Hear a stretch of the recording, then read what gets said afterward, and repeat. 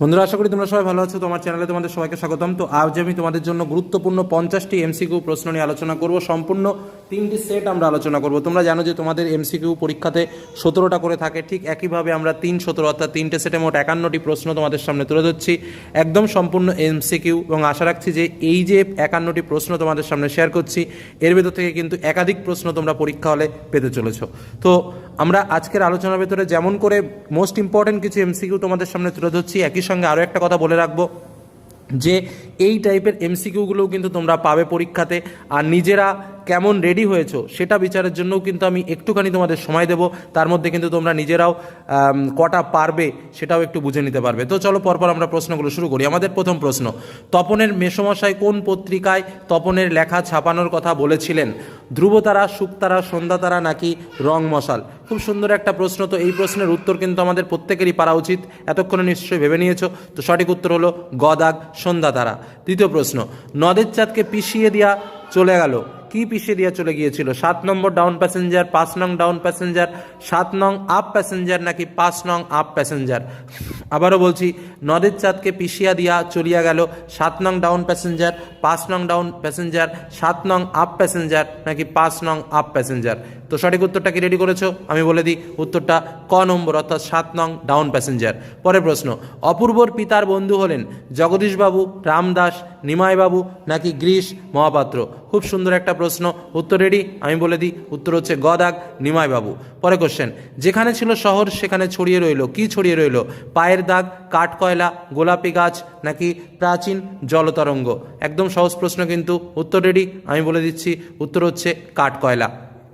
পরের প্রশ্ন, আদিম যুগে স্রষ্টার প্রতি কার অসন্তোষ ছিল? দয়াময় দেবতার প্রতি, কবির সঙ্গীতের প্রতি, নিজের প্রতি নাকি ধরিত্রীর প্রতি? খুব সহজ একটা প্রশ্ন। তো উত্তরটা বলে দিই, উত্তর হচ্ছে গ দাগ, নিজের প্রতি। কারণ কি বলেছিল? স্রষ্টা নিজের প্রতি অসন্তোষে, তাহলে উত্তর গ দাগ। পরবর্তী প্রশ্ন, জয় গোস্বামীর লেখা কাব্যগ্রন্থ কোনটি? এখানে কোটি লেখা হয়েছে, অ্যাকচুয়ালি কোনটি জয় গোস্বামীর লেখা কাব্যগ্রন্থ? অপশানে রয়েছে বাবুরের প্রার্থনা, অগ্নিবীণা, রূপসী বাংলা নাকি পাতার পোশাক? খুব সুন্দর প্রশ্ন কটা। তো এর মধ্যে উত্তর কোনটি? আমি বলে দিই, উত্তর হচ্ছে পাতার পোশাক অর্থাৎ ঘ দাগ। পরের প্রশ্ন, রাজশেখর বসুর ছদ্মনাম কি? বনফুল, শ্রীপান্থ, পরশুরাম নাকি রূপদর্শী? খুব সুন্দর একটা প্রশ্ন। তো এই প্রশ্নের উত্তর কি? বলে দিই, উত্তর হচ্ছে গ দাগ, পরশুরাম হলো রাজশেখর বসুর ছদ্মনাম। পরবর্তী প্রশ্ন, বাংলা বৈজ্ঞানিক প্রবন্ধটিতে আরও একটি দোষ প্রসঙ্গক্রমে প্রাবন্ধিক কোন প্রবাদের উল্লেখ করেছিলেন? তো একটা প্রবাদের উল্লেখ ছিল আমাদের প্রবন্ধে, সেই ইয়েটা কি, সেই যে প্রবাদ, সেই প্রবাদটা কি? অপশান রয়েছে অরণ্যে রোদন, অল্পবিদ্যা ভয়ঙ্করী, হাতের প্যাচ নাকি হজবরল? উত্তর কোনটি হবে? খুব সুন্দর একটা প্রশ্ন, এবং এই প্রবাদটা কিন্তু ওপেন তুলেও কিন্তু প্রশ্ন আসার সম্ভাবনা রয়েছে। তো এর উত্তরটা কি? বলে দিই, উত্তর হচ্ছে খ দাগ, অল্পবিদ্যা ভয়ঙ্করী। পরের প্রশ্ন, চীনারা চিরকালই লেখার জন্য ব্যবহার করে আসছে কি? তুলি, ব্রোঞ্জের শলাকা, হাড় নাকি নলখাগড়া? খুব সুন্দর একটা প্রশ্ন, উত্তরটার উত্তর শেয়ার করি, উত্তর হচ্ছে তুলি। পরবর্তী প্রশ্ন, ক্রিয়াপদের সঙ্গে নামপদের সম্পর্ককে কি বলে? সমাস, কারক, প্রত্যয় নাকি বিভক্তি? উত্তরটা তোমরা বলো, আমিও তোমাদের সামনে শেয়ার করি। রেডি হয়ে গেছে নিশ্চয়ই? একদম সহজ উত্তর, উত্তর হচ্ছে কারক। ক্রিয়াপদের সঙ্গে নামপদের সম্পর্ককে বলা হয় কারক। পরের প্রশ্ন, কথাটা শুনে তপনের চোখ মার্বেল হয়ে গেল, নিম্নলিখিত পদটি অর্থাৎ তপন যে শব্দটা, এই শব্দটা কোন পদ? সম্বোধন পদ, কর্তৃকারক, সম্বন্ধ পদ নাকি নিমিত্তকারক? কথাটা শুনে তপনের চোখ মার্বেল হয়ে গেল, তপনের নিচে দাগ, উত্তরটা কি হবে? খুব সুন্দর কিন্তু একটা প্রশ্ন, কারণ আমি তোমাদের এর আগেও একটা ক্লু বলেছিলাম, কোনো শব্দের সঙ্গে র যদি যুক্ত থাকে তখন চোখ মুখ বন্ধ করে উত্তর হয় তার সম্বন্ধ পদ। তাহলে এখানেই কিন্তু কি হবে উত্তর? উত্তর হচ্ছে সম্বন্ধ পদ। পরের প্রশ্ন, যে সমাসের সমস্যমান পদ দুটির উভয় পদে বিশেষ্য এবং পরপদের অর্থে প্রাধান্য পায় তাকে কি বলে? পদ দুটির উভয় পদের বিশেষ্য পরপদের অর্থে প্রাধান্য পায় তাকে বলে তৎপুরুষ সমাস, কর্মধারয় সমাস, দ্বন্দ্ব সমাস নাকি অব্যয়ভাব সমাস? উত্তরটা কি হবে? উত্তরটা হচ্ছে, আমি বলে দিই, খ দাগ, কর্মধারয় সমাস।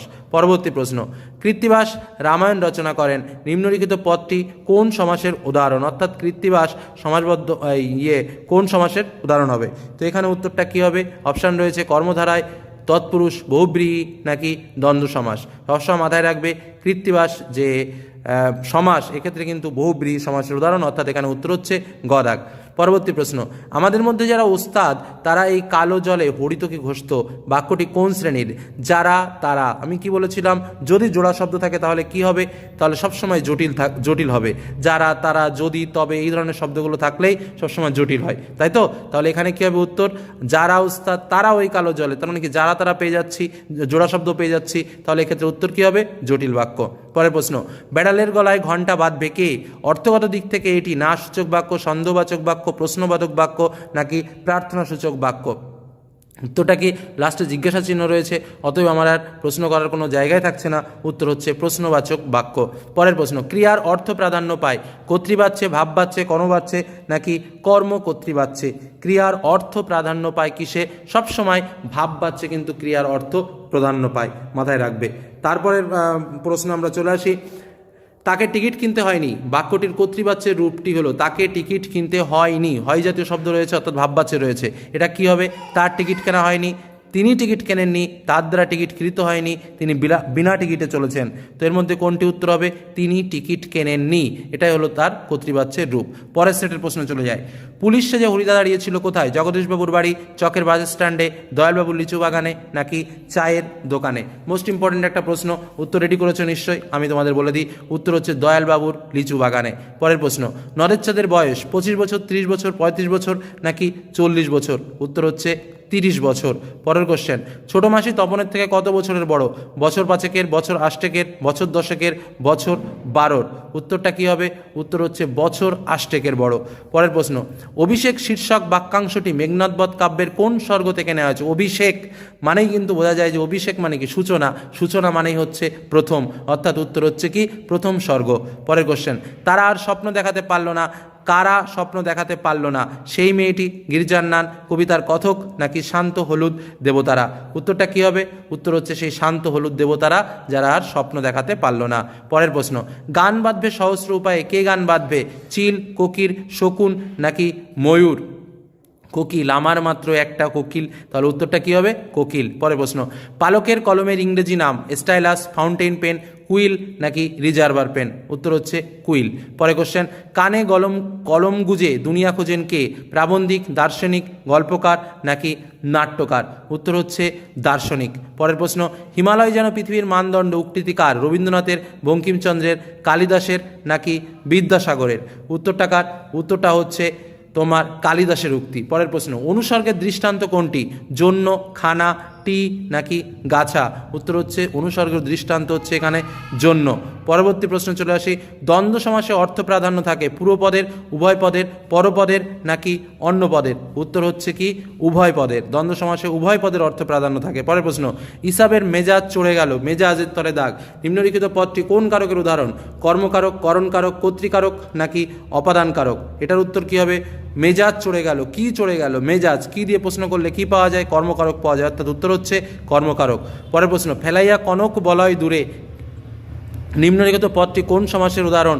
কনক বলয়। প্রশ্নটা কিন্তু ভালোভাবে বুঝতে হবে, কনক দ্বারা নির্মিত বলয়, তাই তো? তাহলে কনক দ্বারা নির্মিত বলয়, মাঝখান থেকে সব জিনিসপত্র আউট হয়ে গেছে, যার জন্য তাকে বলে মধ্যপদ লোপী কর্ম দ্বারায়, মাঝখান দিয়ে মধ্যখানের পদটা লোপ পেয়েছে, তাহলে এটা কী হবে উত্তর? উত্তর হচ্ছে ঘদাগ। পরের প্রশ্ন চলে আসি, বাংলার এই দুর্দিনে আমাকে ত্যাগ করবেন না, এটি কোন ধরনের বাক্য? অনুজ্ঞাসূচক, নির্দেশক, বিস্ময়সূচক নাকি প্রশ্নবোধক? বাংলার এই দুর্দিনে আমাকে ত্যাগ করবেন না আশা প্রকাশ করছে, তার মানে অনুজ্ঞাসূচক বাক্য। পরের প্রশ্ন, আমি মহারাজ নই, আমি এই সৃষ্টির মধ্যে এক কণা ধুলি, এটি কোন শ্রেণীর বাক্য? সরল, যৌগিক, জটিল নাকি মিশ্র?